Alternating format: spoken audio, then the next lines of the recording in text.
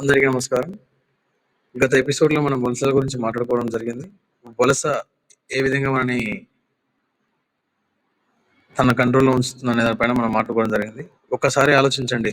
నిజం కొంత చేదుగా ఉంటుంది. కానీ మనకున్న వనరులను, వసతులను వదిలి వలసలకు పోతూ ఉన్న ఊరిని వదిలేసి ఇక్కడ ఉన్నటువంటి సహజసిద్ధమైన వనరులు అంటే ముఖ్యంగా భూమి, ఇల్లు అన్నిటిని వదిలేసి బంధాలకు దూరమయ్యి అదేవిధంగా బతుకుబాటులో రోజుకో ఊరు అంటే ఎక్కడ మనకు సరైన ఉపాధి అవకాశాలు ఉంటే అక్కడ ఉంటూ అక్కడ మనకి ఇమడలేనప్పుడు మళ్ళీ వేరే ఊరికి మనం వెళ్ళడం జరుగుతూ ఉంది.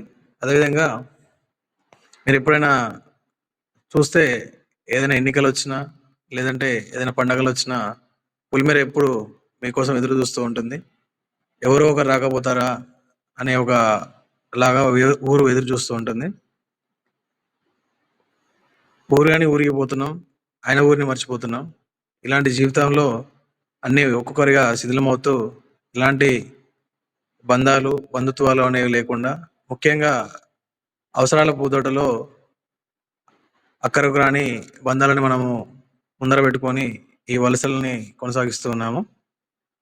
కాబట్టి బలమైన బంధాలను ఏర్పరచుకొని ఎవరికి వారే యమునా తీరే అన్నట్టుగా ఉండకుండా